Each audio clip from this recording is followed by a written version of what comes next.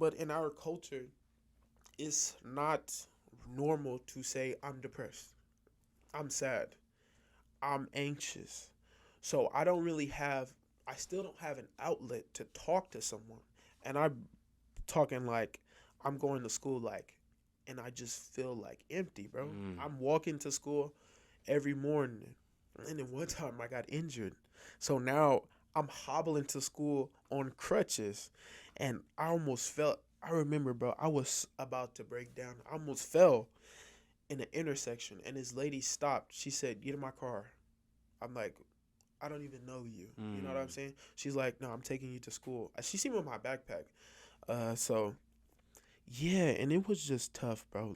Did the world get better in 11th grade? Hell no. I When my dad got back from the hospital, so this is after his first surgery. Like I said, we were living with my mother, Mm. so we were living with my mom at the time. But she had mental health disorder, Sure. so apparently someone calls DCFS. Yes, so they called DCFS, and they're like, "Yeah, we know what's going on." They come in the house, and the dude doesn't take more than 5 minutes looking in the house, and he's like, "Okay, we need to go." And my dad, and this is like, I was like, I don't know why I didn't cry at the time, but I'm like, again, that's all I'm thinking in my head. I'm like, again, I'm looking at my dad on the bed, post op, right? He Mm. has a big cut on the side of his head. His head is shaven. He's still trying to get oriented. You know what I'm saying? And he's watching as we walk out the door with DCFS. You went through all this and still graduated? Oh yeah, bro. I had to graduate. There was no option. Like, Like, whoa. my my father passed before I graduated. Yes, my father passed away before I graduated. Like literally, He uh, didn't get to see you graduate. no, passed away 6 months before I graduated. I mean, it must be very hard to try to manage your football, manage yourself.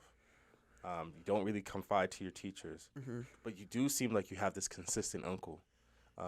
How's your kind of relationship with him at this point after, Um, well, my uncle has his own family, Mm. so uh, he can't really do too much, Sure. but he's still trying to be supportive. He's telling me go to football practice. Hmm. He's providing for us financially. So, but in our culture, it's not normal to say I'm depressed, I'm sad, I'm anxious.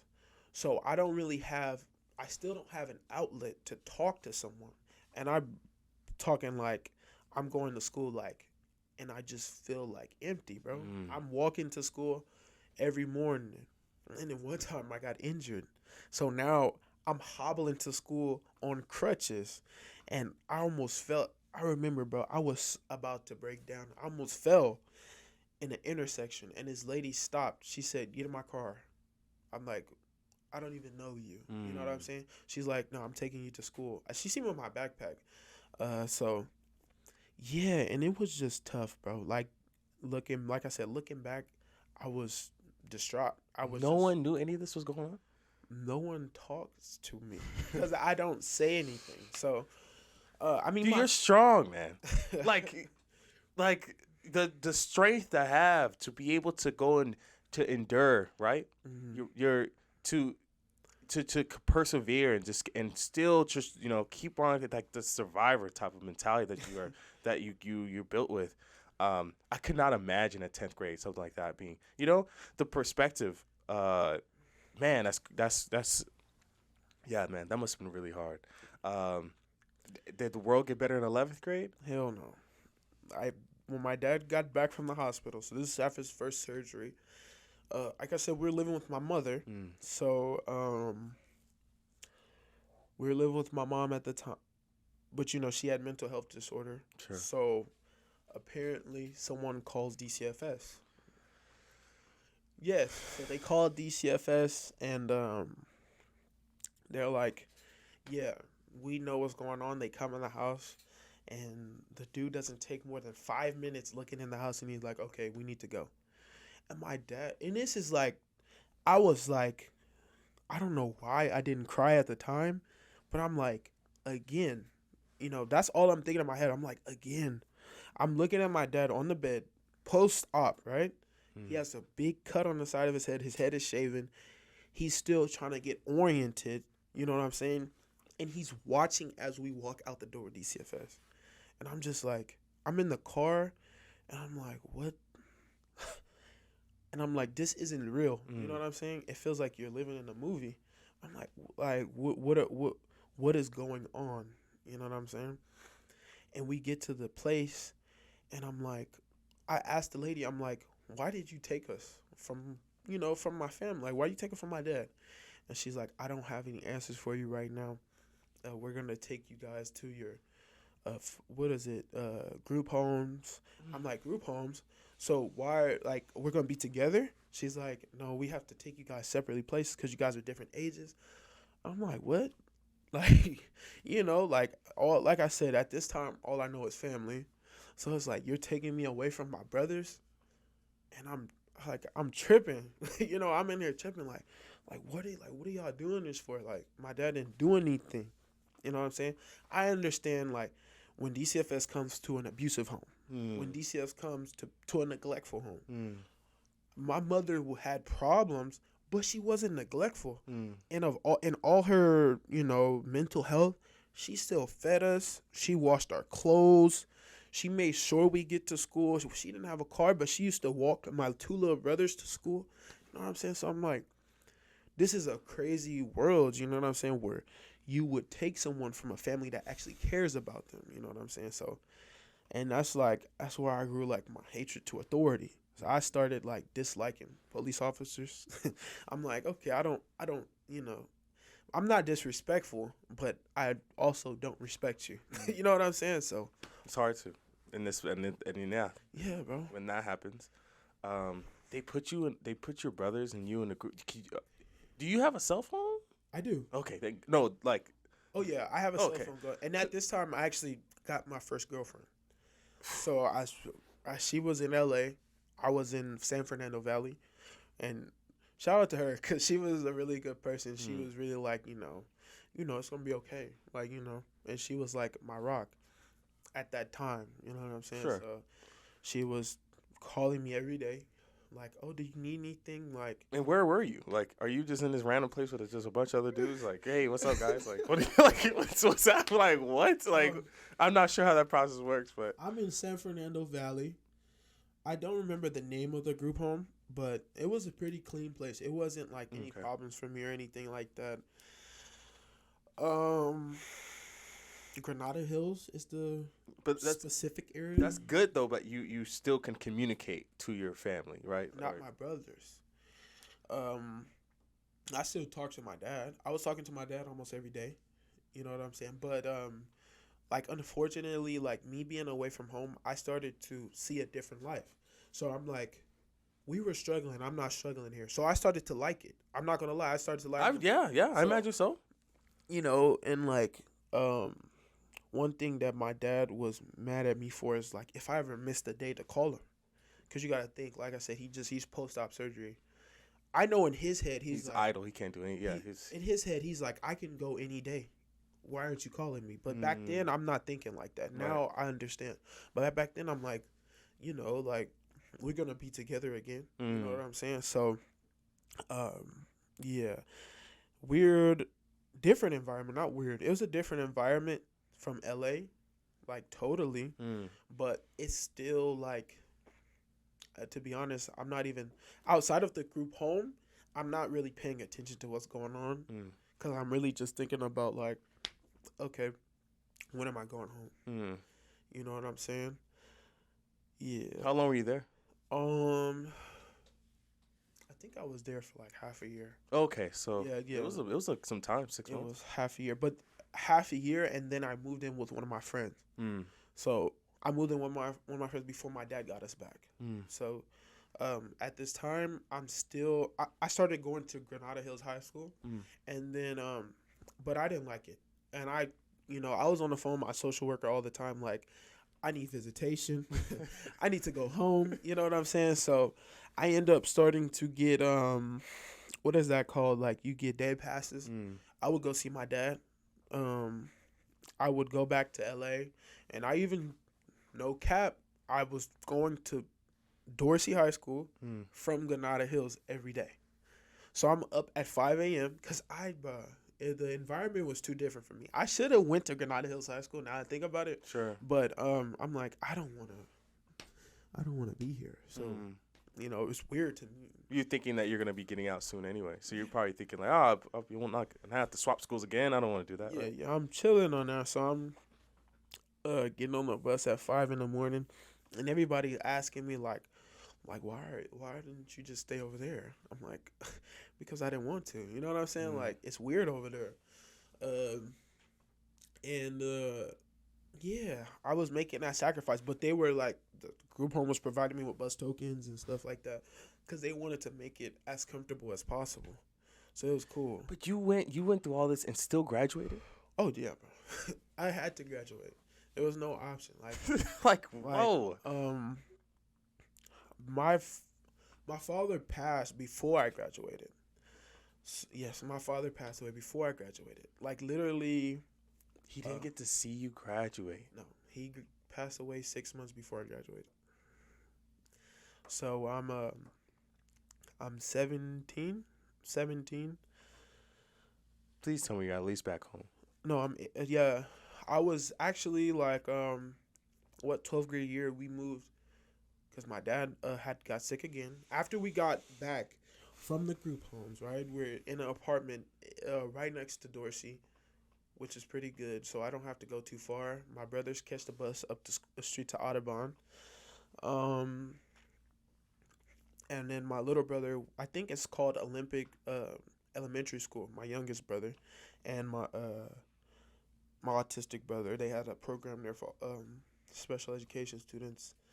So we get back and everything is smooth. Like, it's basically back to normal. Back to normal. You know what I'm saying? My dad we celebrate Christmas together. My dad gets us the PS4. I'm geeked. You know what I'm saying? At this time, 2K17 was out, so I'm up all night playing the game. Of course, sharing with my brothers. And then I remember, like, I can remember to this day. So my dad would always send me to Ralph's. Ralph's was about 5 to 6 minute walk away from the house. And he would always list off the things to buy, and I'm writing them down. I don't have an iPhone or anything at the time. Sure. But yeah, it's cool. So I'm writing them down. And then one day, so my dad, my uncle always told me, make sure your dad doesn't have any seizures. And if he starts forgetting things, make sure you call me. So I'm sitting there, and I'm writing stuff down. And my dad's like, get some chicken, get some bell peppers, and what's that green thing? I'm like, what's that green? And I'm seeing him, and I'm like, are you talking about cabbage? He's like, yeah, cabbage. And the other thing. And I'm like, no.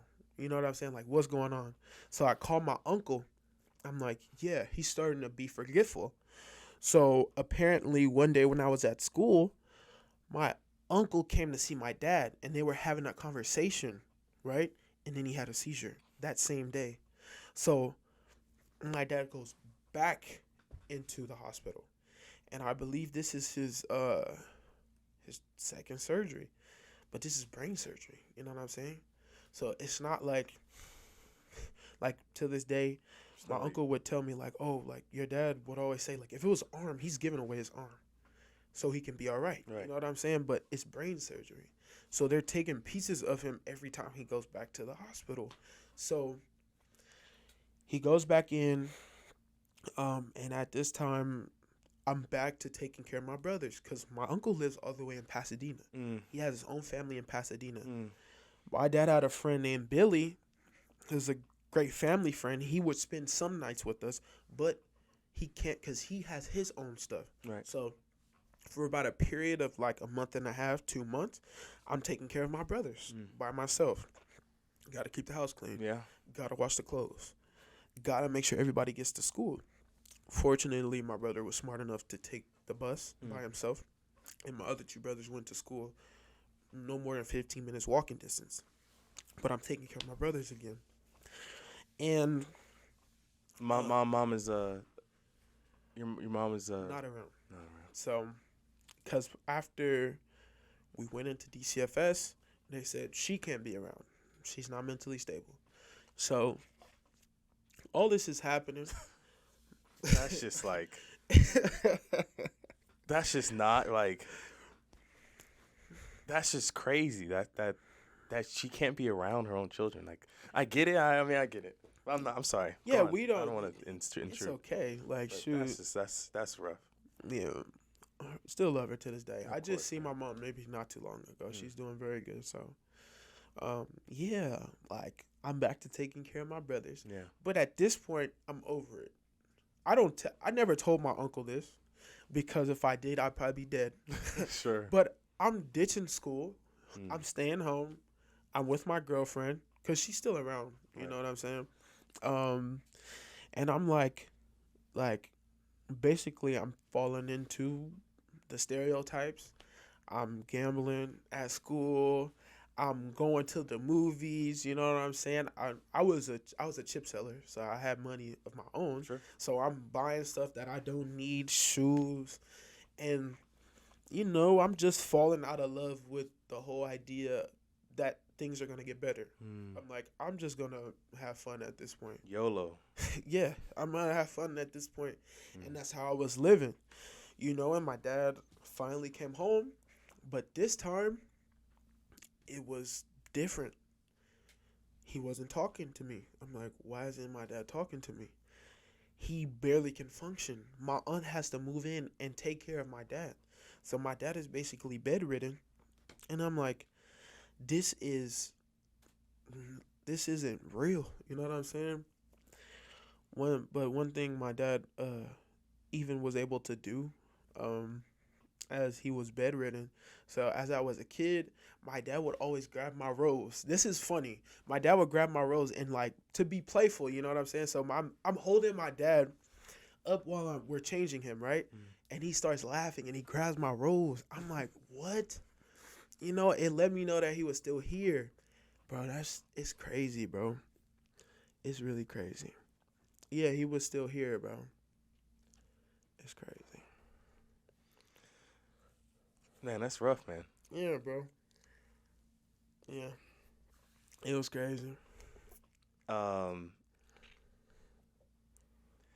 So 6 months, a few months before you graduate, man. Yeah.